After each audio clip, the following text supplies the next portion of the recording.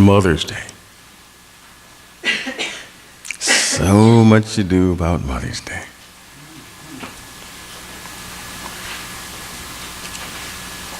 No whining today, I'm not going to say anything. It's been one of those weird years all the way around, and as those years get weirder and you realize that you're in a world that you question, you learn that there are certain things that remain strong and remain stable in worlds that seem to be falling apart. We learn that, in most cases anyway, if there's anything you can count on in this world, it's Mom. I can think of very few cases where that's not true. And apparently that's been true for a very, very long time. If you really go back and read through the Bible, you find that some of the strongest stories there, some of the ones where people really were required a certain amount of strength, and there's a shrewdness to Elohim that we tend to forget about. That we always talked about, oh, back in the old days, there was no respect for women. There was no respect for... You won't find that here. You may find examples of it, but if you look at every situation where Elohim, whether it's coming through the guise of Yahweh or whether coming through Yeshua, whenever he encountered women, women had authority. They were respected. They were made to be respected by those who were around them. In all times, it's always been something that's interesting to me. But you watch and you read these things and you come to realize that a lot of the distortions that come and the things that people use to try to give strength from the Bible, they give a flawed strength that's about this modern world. That's why I always go back and try to find the older ones and try to bring them up and build. I mean, because what we want to try to do as people of the world, and we hate to admit that a lot of us are still kind of absorbed by the world, so we try to live through what they call self-esteem. When you look at the Bible stories, those stories make sense, and they tend to give true examples that don't lift your self-esteem, but they lift your faith in Messiah. Let's go back a little bit. Probably heard this one already, but you'll never hear it enough. Luke, the 2nd chapter, the 1st verse. You're going to go back to 4 BC or so. Usually when you go back here, I don't know what's with these patterns we have over time, but we get to the point where we feel like the only time we can hear these stories about the Passover are during the Passover, as if they have no value to us beyond the Passover. Luke, the 2nd chapter, the 1st verse, where it says, "In these days a decree went out from Caesar Augustus that all the world should be registered or taxed." This was the first registration when Quirinius was governor of Syria. Notice these same countries keep coming up. Syria. And all went to be registered, each to his own town. This was one way, although he had many, that Caesar was able to shake down the already enslaved Judeans, knowing that they were already coming to Jerusalem to keep the Feast of Tabernacles. And surely he knew they brought money and goods with them. Caesar chose to tax them and increase his coffers by taxing their festival tithe according to Roman law. Verse 4. And Joseph also went up from Galilee to the town of Nazareth, to Judea, to the city of David, which is called Bethlehem, because he was of the house and lineage of David, to be registered with Mary, his betrothed, who was with child. And while they were there, the time came for her to give birth. And she gave birth to her firstborn son and wrapped him in swaddling cloths. Oh, wow, you're not supposed to be doing that now. That's supposed to be for Feast of Tabernacles. Of course, when you do it then, why are you doing this now? You should be doing this in December. Says who? This is how lost we become over time. Very sad, actually. And they wrapped him in swaddling cloths and laid him in a manger, because there was no place for them in the inn.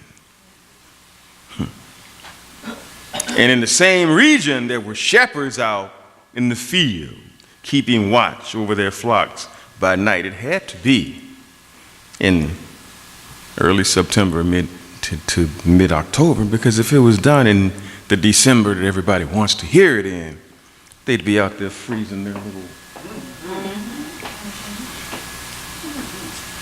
little staffs off, if you will. Here's what it is.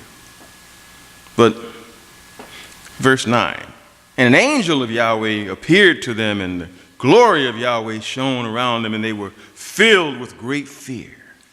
And the angel said to them, fear not, for behold, I bring you the good news of great joy that will be for all people. For unto you is born this day in the city of David a Savior, who is Messiah, our Master. And this will be a sign for you, and you will find a baby wrapped in swaddling cloths and lying in a manger. And suddenly there was with the angel a multitude of the heavenly host present, praising Elohim and saying, glory to Elohim in the highest, and on earth peace among those with whom he is pleased.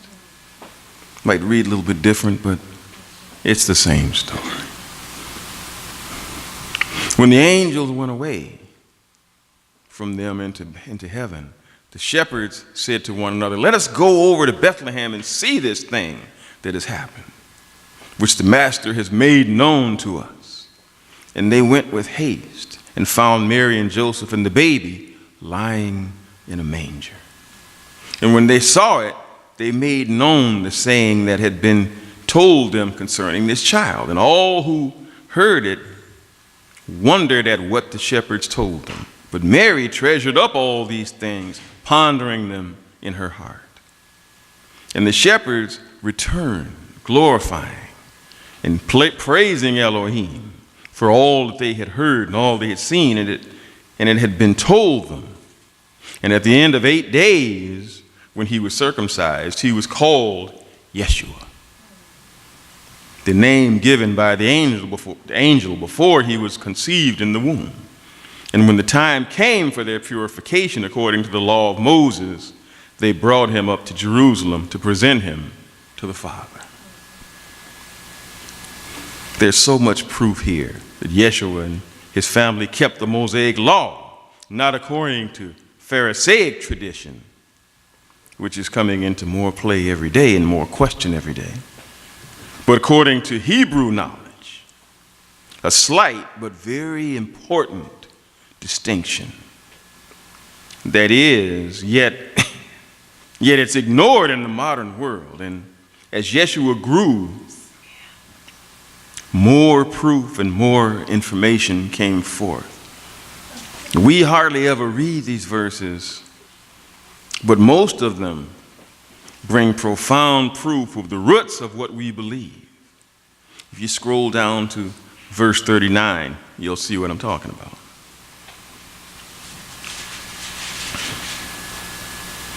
This reads a little bit different. It's the English Standard Version, so don't be surprised by that. It's the same story. Luke, the 2nd chapter, the 39th verse. And when they had performed everything according to the law of Elohim, they returned into Galilee, to their own town of Nazareth. Note that it says that they followed the law of Elohim, a slight difference that we might note well. Also note that they came not from Galilee to Jerusalem, but from Bethlehem, where Mary gave birth, and her time for purification had now just expired. Nor did they go directly to Galilee, or did they soon go back again to Bethlehem, since here the wise men found them 2 years after, 2 whole years after, when by a divine warning they went into Egypt, where they remained until Herod's death. And after they came into the land of Israel in the parts of Galilee and dwelt at Nazareth, for which reason it is called here their own city. Verse 40. And the child grew and became strong, filled with wisdom, and the favor of Elohim was upon him. Now his parents went to Jerusalem every year at the feast of Passover. And when he was 12 years old, they went up according to custom, meaning that they did this every year. This wasn't some, oh, wow, we got the new baby, let's go see the parents. No. This was their own thing. This is what they did every year. That's what everyone did who believed in Elohim back in those days. Verse 43, and when the feast was ended, as they were returning, the boy Yeshua stayed behind in Jerusalem. His parents didn't know it. But supposing him to be in the group, they went a day's journey, but then they began to search for him among their relatives and acquaintances.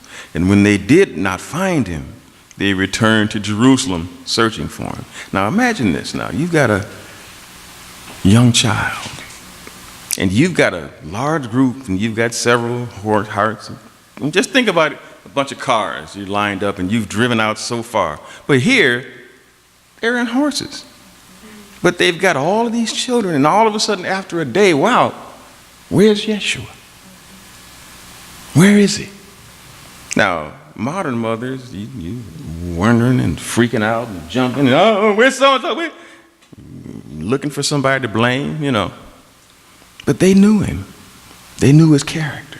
So they went back looking for him. Verse 45. And when they did not find him, they returned to Jerusalem searching for him. After 3 days, they found him in the temple, sitting among the teachers. 12-year-old, sitting among the teachers, the learned men, listening to them and asking them questions. And all who heard him were amazed at his understanding and his answers. And not only was he asking questions, apparently, he was giving answers. And they didn't have any problem with those answers from this very precocious 12-year-old. Verse 48. And when his parents saw him, they were astonished, and his mother said to him, Son, why have you treated us so? Because your father and I have been searching for you in great distress. And he said to them, Why were you looking for me? Didn't you know that I must be in my father's house? And they did not understand the saying that he spoke to them. And he went down with them and came to Nazareth and was submissive to them. And his mother treasured up all these things in her heart. And Yeshua increased in wisdom and in stature and in favor with God and with man. Oh, we've heard a lot. We've heard the family of Joseph kept the holy days as a custom. Some people don't know that. They think, oh, they kept Christmas. Oh, really? That apparently was quite widely done as well as known at this time in Judea, despite the tight-fisted rule of Rome. We also learned that Mary had quite a job on her hands. Initially with Joseph, though, by the time Yeshua was fully grown, you see, Joseph had died. And despite religious traditions that state otherwise, Mary had other children after Yeshua. You hear a lot of these Catholic folk, oh, he was an only child. Oh, really? Anybody think that? Oh, he was the only one. Oh, no, Tigger was the only one. Let's go to Mark, the 6th chapter, the 2nd verse.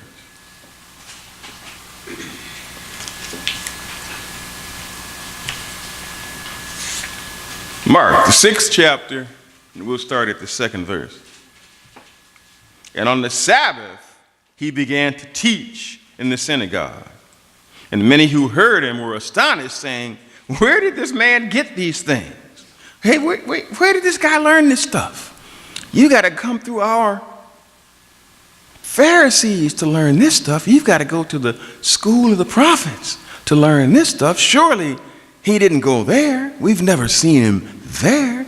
He doesn't have our accoutrement on that shows that he went there. So he can't have possibly gone there. What is this wisdom given to him? How are such mighty works done by his hands? Verse 3, is not this the carpenter, the son of Mary, and brother of, count them, James, Joseph, Judas, Simon? That's 4 so far. And are not his sisters, more than one, we don't know how many, are not his sisters here with us? And they took offense at him. Now notice here, there's no perpetual virgin here. No. Mary had at least 6 other children with Joseph along with Yeshua. Now, it was rather common a couple of generations ago, but really think about it. In any age, how'd you like to have 7 kids? Anybody? Don't all throw your hands up at once now. How many of you would like to have 7 or 8 kids? How many of you could afford it? Oh, those hands went, oh, okay. I might have a deal for you. No, don't think that way. I know some people that are looking for, that need some kids they want adopted, but we can go there. 7 or more in this age? Children are not an easy job. Matter of fact, some say it's the hardest job on the planet. I say that only with one. And don't hear it from me. Ask Mom. She'll tell you. One's not easy. But think about it, if you've got 6, and one of them is the Son of the Almighty. That had to be tough. It's tough now if you just got 1 or 2. But you see, the state of the world makes it as challenging as it has been. My respect goes to anyone who tries to raise a kid in these times. You go out there on every corner, you've got guns over there. You can buy a gun for little or nothing from anywhere. You got gangs in the streets, and they always want this strong boy. If you got a tall kid, if you got a big kid, if you got a fast kid, you got a smart kid, they want him. And they're not going to stop until they get him. If you've been there, you know what I'm talking about. The schools are handing out condoms like candy. And they teach birth control without the parents' consent. They teach sex education, including how to be gay, in the classrooms at 5th and 6th grade. Come on. How crazy is that? And then the kid comes home. Dad, Mom, Dad, guess what? What? They taught you what? Yeah. Every day. Most of your music, it's all about sex. Oh, they say it's love, but dig a little bit. Yeah, R. Kelly's about love, right? Yeah, okay. Okay. I'll buy that. And that bridge that you're going to sell me. The movies, the magazines, everything.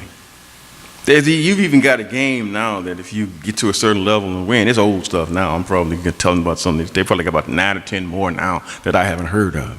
Where you get to the top level, I think it was a Grand Theft Auto, was it? Where if you got to the top and they would allow you to see porn. Yeah. Crazy. Mothers are challenged to raise children in this age because you're living in a spiritually toxic environment. Now, of course, if you're not spiritual, by now, the water's nice and cool to you now. You're fine. It's all good. In the hood, if they say. And in many cases, either there is no father in the home or he's unable to earn enough to make both ends meet, which sets up a whole other set of problems. And if it's given respect, let's be honest, very little respect is given for fathers. It's not their day, so we won't go there. There's a whole other day coming where we can beat on that a little bit. But that's the world's way of handling it. And that's what they want, because any kind of strength, they don't want the kids around them. At least they don't want to see it in the proper nuclear environment in the home. They want their strength to be, how many times do you hear a kid? It's about, come back to that. I don't care about my dad. Dad, I don't care about dad. Dad wasn't there when I needed him. And I saw one movie one time where the kid was confronting his father. He said, "Dad, you ain't never been here." And I was thinking to myself, if I'd never been here, buddy, you'd have never been here either. Just think about it. But this is where we're at. This is where we are. We're getting examples from a world that needs to get examples from us. We're given examples that would send people running if we tried to use them. But we have to use this Bible because that's where the real answers are. This is where the answers are. You have to live in a home of belief. Both the mother and father must be respected. The world doesn't. The father, as far as the world is concerned, is a throwaway. Complete throwaway, unnecessary. A joke. Watch television, you'll see that. Dad is usually an idiot. But you see, God's plan was for both, the man and the woman, to know their roles in a family setting. It's statistically proven that children have a better chance in the world with the balanced input of two parents who are believers. Even if they stray a little bit here or there, as long as they come back in repentance, things will get right eventually. Because you see, as we learn better, we do better. If the balanced teaching of a biblically grounded mother and father are there, the child will find his way back. If not to the truth of Elohim, at least to a healthy sense of what is right and what is wrong. We all see it all around us, the things that happen. Things, oh, he shouldn't have done that. That's not your judgment place. That's not your place. If you don't know the whole situation. But you see, the mother is the one who has the most contact with the children from the very beginning. That's the centering influence. It's the child's life. Most talk about it to a point where it's almost like they're deified. But they are important, and unbelievably important. Mary, in some circles, is given a rank that is not biblical, but this in no way diminishes the true stature of the mother of Yeshua. Her place in history is assured, and her future in the kingdom of Elohim will be as well. And then there's another one. if you want to find another mother who went through it for her son. Let's go to Exodus, the 2nd chapter, the 1st verse.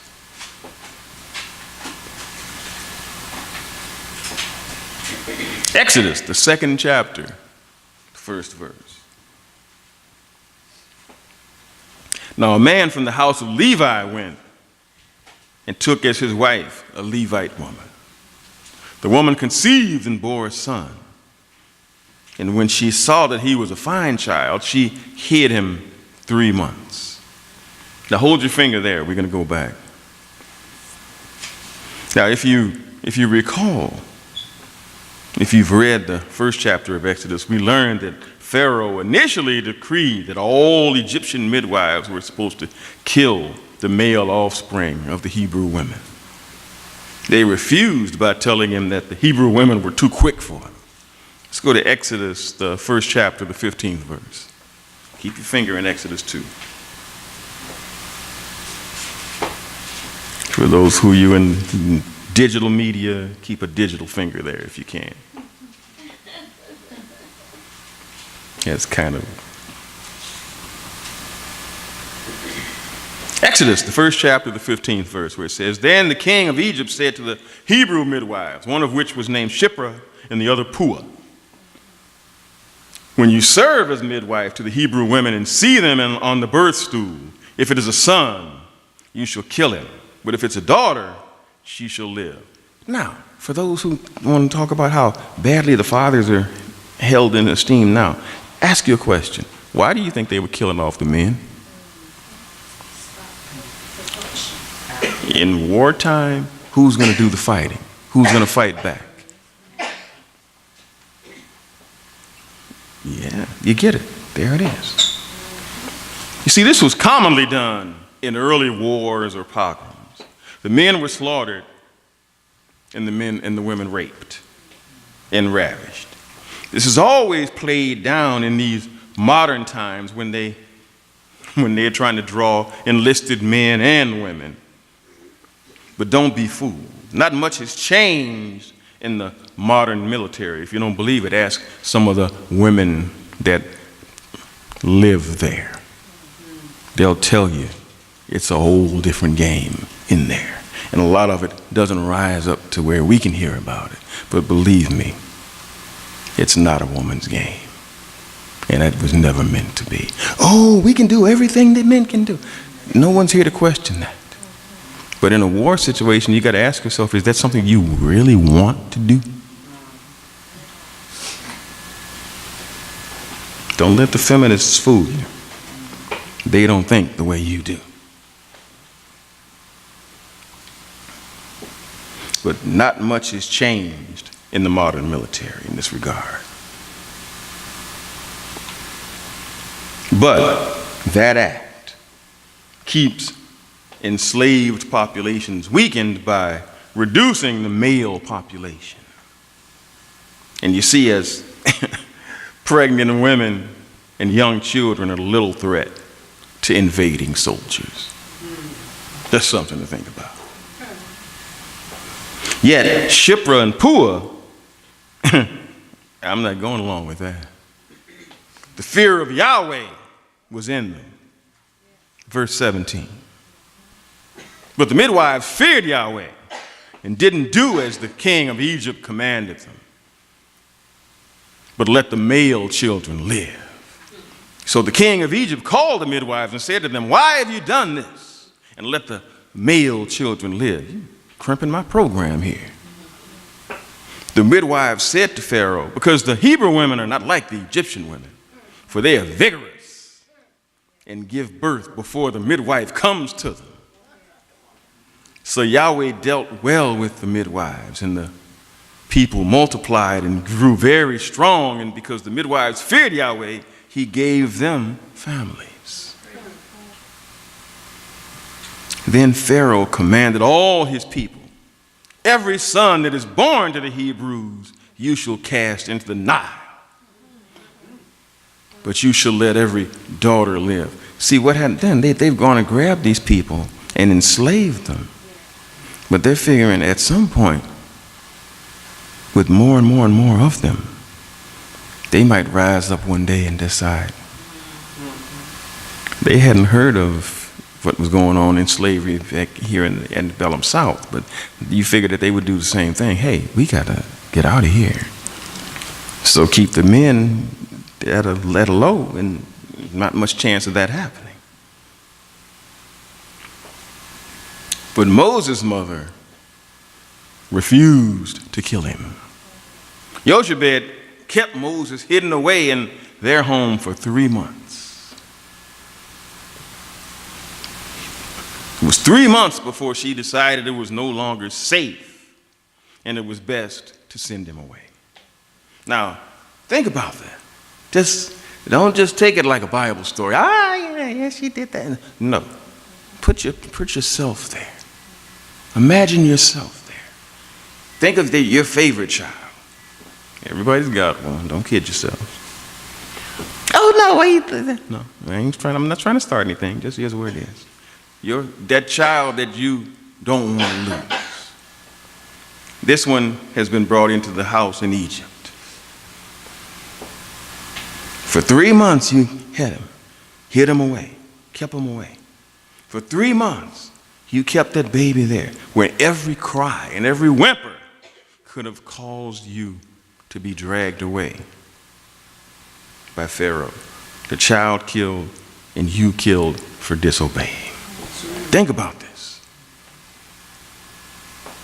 She and her husband could have been put to death had the child been detected by the Egyptian sentinels, for surely every day they were coming around listening to see if they could hear something. Yet her love for her son and trust in Yahweh were stronger than her fear of Pharaoh. You've got to reach a point in anything you do, especially in your faith, where your faith in Elohim is stronger than your fear of anything else. If you can't get to that point, you're wasting your time here. But you see, this is the example Elohim wants of us all, to allow our trust and love of them to be stronger than our fear in any situation. Now is the time to work on this while things are relatively calm. This will not always be. But now let's go back to Exodus 2, verse 3.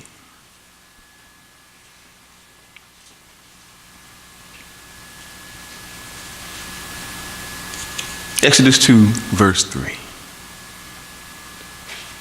When she could hide him no longer, she took for him a basket made of bulrushes and daubed it with bitumen and pitch, tar basically. She put the child in it and placed it among the reeds by the riverbank. And his sister stood at a distance to know what would be done to him. They had a plan. Good mother always does. Verse 5. Now, the daughter walked along beside the river. She saw the basket among the reeds and sent her servant woman, and she took it. When she opened it, she saw the child, and behold, the baby was crying. She took pity on him and said, "This is one of the Hebrews' children." Many have wondered how Pharaoh's daughter knew that Moses was a Hebrew child.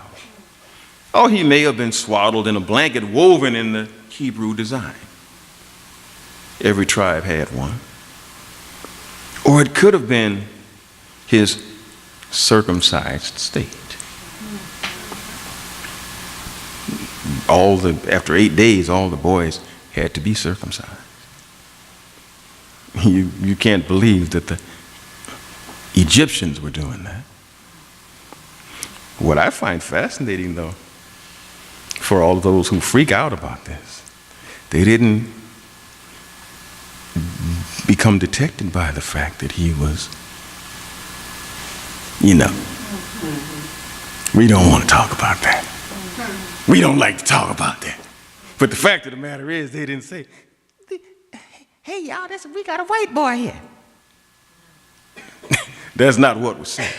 It was all kept kind of quiet.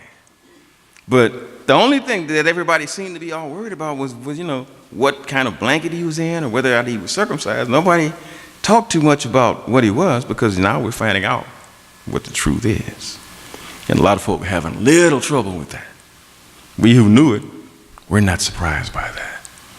So it doesn't freak us out, doesn't make us upset, and doesn't make us get all super proud either, because we know that once you go into spirit, spirits don't have this stuff, no matter what pigmentation it takes on. Once you're spirit, you're all one, just as they are all one. So we don't trip on that. Folks that are still tripping on that, maybe you need to check your faith.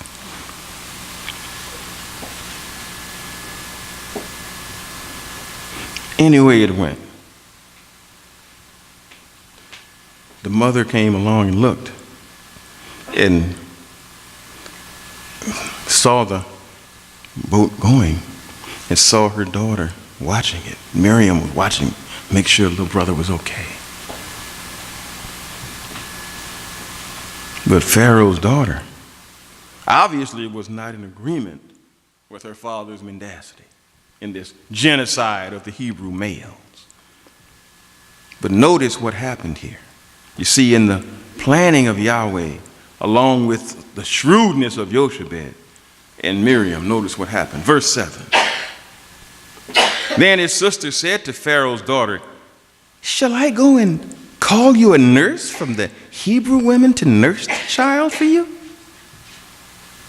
And Pharaoh's daughter said to her, "Go." So the girl went and called the child's mother. And Pharaoh's daughter said to her, "Take this child away and nurse them for me, and I will give you your wages." So the woman took the child and nursed him. When the child grew older, she brought him to Pharaoh's daughter, and he became her son. She named him Moses because she said, "I drew him out of water." What does Moses mean? Drawn from water. Now that was a monster chance she took doing that. But that's the character that Yahweh demands when he wants a work done. And this is the character that we will require when Elohim's work will be done again in the future. Some of us may be going through something now that requires us to cast off our fears and fall before Elohim in faith. You see, Yahweh knew that in order for Moses to wind up with the level of education and social positioning necessary to free the Hebrews, the man had to come from good stock. And he had to be positioned where he would be safe from the self-genocide that Pharaoh had ordered upon the Hebrew mothers for their sons. This required a woman of character, of courage, and some shrewdness. And Jochebed fit the bill perfectly. And he knew that any son who came from her had to be strong, as well as had to be ready for anything, prepared for anything. That preparation would also come from the teaching that he gained in Hebrew schools at the higher levels. But you see, freeing the Hebrews from the enslavement of the Egyptian pharaohs was going to take a lot of work. But the focus right now was on Moses. But not only on Moses, but on the selfish act of Jochebed. Yet this is what a mother will do for her children in any culture, at any time. Think about something that happened in Baltimore a few years back. A woman went to the store and walked up and saw her 16-year-old son dressed in black, wearing a hoodie and a mask and holding a brick. Decided he's going to throw it at the police. The police assumed he was going to do some looting, but no, she says no, not having that happen. Miss Graham was ticked off. grabbed that boy and beat him half to death in front of the cameras. If anybody remembers that. Dragged him back home. And the reporters asked, well, why did you do that? And she says, that's my only son. And at the end of the day, I want him to be at home with me instead of ending up like somebody else from the neighborhood, Freddie Gray. She said, I want him to be there, but I want him to do the right thing. If he's going to stand up for the right thing. Don't stand up and vandalize police cars and cause problems. That's not justice. And it didn't help Freddie Gray one bit, did it? You see, a good mother will protect her children and will do whatever is within her power to keep them safe. There was another one that right over here in Indiana a couple of years ago. A big tornado blew through there. They knew it was coming because she saw it coming. She grabbed both of her children and threw them in the basement, put a blanket around them, and then laid on top of the blanket, using her body as a shield. Her legs were crushed in the process from the house falling on her. But after the tornado had finally gone, the house was in ruin, but somehow she got to her cell phone, called, and left a message for her husband where she was. They went and found her and was able to put her in the hospital. All the children were unharmed. She eventually survived. She's on crutches currently, but the children were completely safe. That's what a mother will do for her children. Yet, at the same time, we live in an age where we throw children away regularly. You're up to, what, 54 million total abortions ever since the records were kept back in, what, 1922? That's more dead children than World War I and II put together. When you think about it, and they say, oh, no, that's a choice. Not a good one. Certainly not a good one. That's right. Oh, we should have a choice. I said, the choice is at inception time. Yeah, I said, the better choice, I would say, rather than killing a baby, would be crossing your legs, but that's just me. That's right. But this whole thing that we talk about going all the way back to the 60s, we don't understand. We think, oh, we should be free to do anything. We don't understand. Freedom has its own set of restraints. Freedom, true freedom, is under laws. Because if you have no laws, that's not freedom, that's anarchy. That's anarchy. That's just going on, everybody doing whatever they want to do. That's what laws are there for. That's why I laugh at these people saying that God's law is done away. Well, what are you going to use as a measure? How do you make a determination of what you should and should not do? You think that God is going to turn you loose in the universe and say, oh, do whatever you want to do? That'll be no different than what you got down here now. And I don't know about y'all, but I don't want any part of that. If that's what's coming, I'm gone. I'm done with it. Nobody wants that.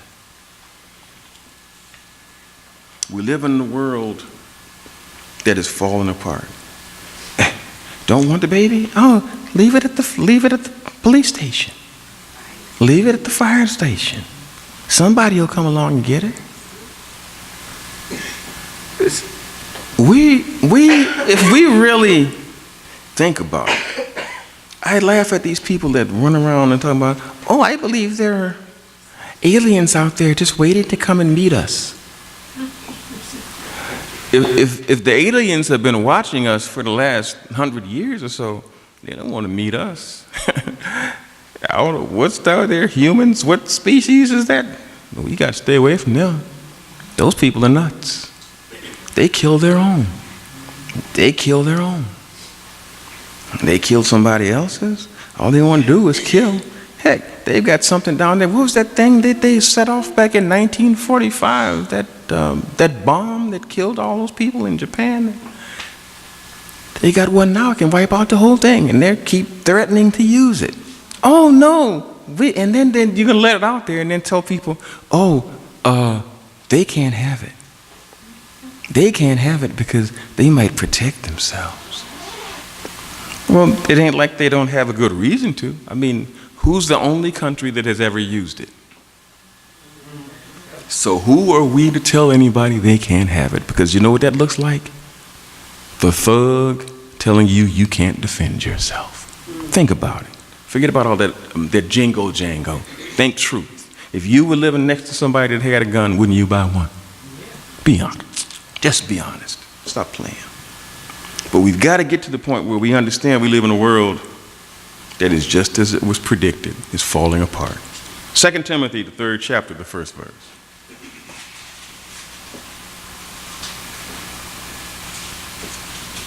2 Timothy, the 3rd chapter, the 1st verse says, knowing this, that in the last days grievous times will be at hand. For men will be self-lovers, money lovers, boasters, proud, blasphemers, disobedient to parents, unthankful, unholy, without natural affection. In other words, you do something for me, I like you. Unyielding. You ever see that person that just no matter what happens, I'm not going to stop. They just keep going. Just don't stop. Unyielding. Not going to give up. You ask them to do something, or they ask you to do something, you say no, they just keep going. I'm going to wear them down. That's standard, and I'm finding out that that's standard procedure in sales now. You ever had people walk up to you and try to sell something on the street now? And a mile later, they're still in your ear, and you have to finally turn around and say, well, you just, And I'm serious. Unyielding, false accusers, without self-control, savage, despisers of good. Oh, you goody so good. Who you think you goody two shoes? Who you think you are? You so... Traitors, reckless, puffed up, lovers of pleasure rather than lovers of Elohim, having a form of godliness but denying the power of it. What does that mean when you say that? You love God, but His law is done away. You don't have to do that. You're denying the power of it. The power of it is the law. Even turn away from these. For of these are those who creep into houses and lead captive silly women, loaded with sins, led away with different kinds of lusts, ever learning, but never able to come to the full knowledge of the truth. But as Jannes and Jambres withstood Moses, so these also resist truth. Men of corrupt mind, reprobate concerning the faith. But they shall proceed no further, for their foolishness shall be plain to all, as theirs also became. And you can almost look at people now, you can almost tell, but when they come, there's craziness. We had a couple of, I hadn't done that in a while, and I just wanted to see what would happen, and it was interesting. I opened the door, and there stood two Jehovah's Witnesses. Remember? No. Remember those days when you would open the door and want to slam it? I opened the door, and somebody told me a long time ago, you really want to know how to get to somebody? Learn what they know. And take what you know and teach it to them through what they know. They came away happy. Why? Because I went through the whole story with her, using their stuff, and said, and this is how it ends. And he ended with our stuff and said, this is what I believe. Thank you. Off they went. End of story. End of story. It took about 5 minutes. And I had the nerve to invite him to come back. Hey, we'll be here tomorrow for church. Why don't you come right back? Oh, it's all right. Thank you. Out of here. But you see, truth is resisted. This world is falling apart. And it takes strong families of faith to resist this onslaught of sin that's coming on in the world and tearing at the very fabric of our society. Calling it out and railing against it may be cathartic. It might make us feel good for a second. But we're not good for a second. We got to do something else to do that. You see, this sin has engulfed us. It starts at the White House and is dripped down to the outhouse. And always was that way. We just, oh no, it's just them. No.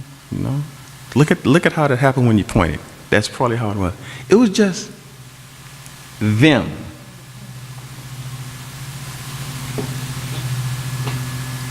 Just think about it. It'll sink in.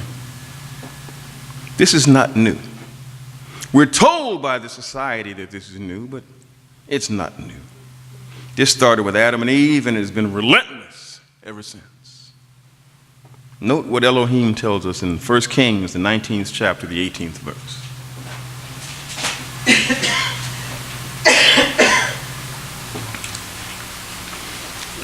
1 Kings, the 19th chapter, the 18th verse, where he says, "Yet I have left 7,000 in Israel, all the knees which have not bowed to Baal, and every mouth which has not kissed him." So don't ever feel like you're alone. There are at least 7,000 more of us out here somewhere. That's right. Might have been 2 of them at the door yesterday. We don't know. They might get there. They heard something different that was a little exciting to them. You never know. They might want to check it out at some point. You see, the Apostle Paul had that same scripture in mind when he declared it in Romans. Romans, the 11th chapter, the 4th verse. Romans, the 11th chapter, 4th verse. But what is Elohim's reply to him? "I have kept for myself 7,000 men who have not bowed the knee to Baal." So too, at the present time, there is a remnant chosen by grace. We're all called. And then after being proven, we will be chosen. That's right. But so many over the years have fallen away and given into the world's way. Many castigate the others in such vile ways that their words erode the effectiveness of their message. You ever hear I used to hear those guys going, "Them dirty so-and-so." They're never going to hear you because you just blew them away. You just made them angry. Why not entreat them? "Oh, they're terrible." Even if, like, the worst thing you can do is just attack someone viciously. The best thing to do, just don't attack, but just lay out perfectly where the problems are with the doxology, the problem with what they're being taught, what's wrong there. The people that are thinking have already known this stuff anyway. Half of them are not there because they believe it. They're being there because their friends are there, because the people that they hang out with are there. Their families are there. They know that there's a problem. But this hollering and screaming, you sound like the world. Cursing and framing the whole angry tirade in the political partisanship of the day. If we aren't of the world, why do we have to act the world's way? We have to do what we are called to do to make the world better. One person at a time. We're taught to work hard, whatever we find to do. And we've got to continue to do that. We're at a point where we've got to see it for what it is. But the best way to see it is to think of it as our children. Think of the whole world as our children. Are you going to cuss out your children just to make them do something? Some do. But that's sickness. That's born in something that actually probably started in slavery and moved forward. Same thing with the excessive beatings. I'm not saying that you can't chastise a child, but you don't beat them to blood. You don't punch them in the face. I say mothers just beat them in the face and kick them, and there's no learning in that. Find a better way. treat your children, treat the world like you would treat your children in a healthy environment. Try to teach them, show them. And if they don't hear it, you hate to do it. It's called, little thing called tough love. I've tried to tell you, and now I'm going to have to take my hands off and let it happen. Not easy. It's not like talking about it, but sometimes you got to do that. You have to do that. And it's not easy, is it, Ruth? Not easy at all. Sometimes you got to do that. Not easy, is it, fella? No. But sometimes you have to do that. Because eventually, what you're going to find is the parent of us all. What do you think the world, the end time is all about? I did all I could. I taught them. I trained them. I showed them everything. I gave them this word. And now, let's see what they do with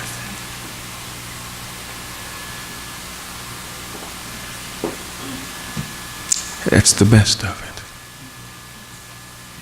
What happens at the end is the rest of it. And we're headed near the end. Continue to be the best mothers you can. And may you all have a great Mother's Day. Thank you.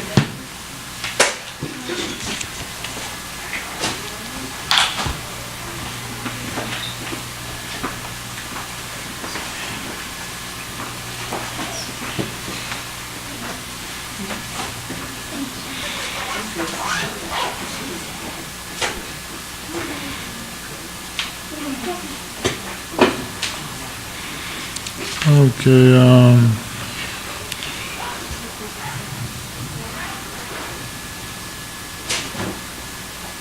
Pastor Curtis, would you select a hymn for us for the closing hymn? And after the closing hymn, brethren, Pastor Curtis will give us the closing prayer and ask for the blessing upon the meal.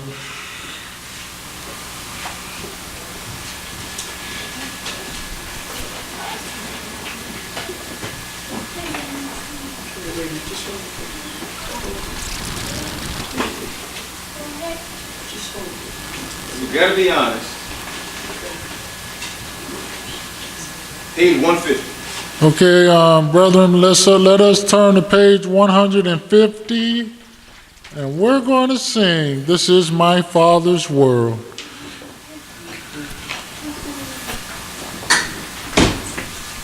It wouldn't be nothing. With all the woman's heart to care. Hymn number 150, This Is My Father's World.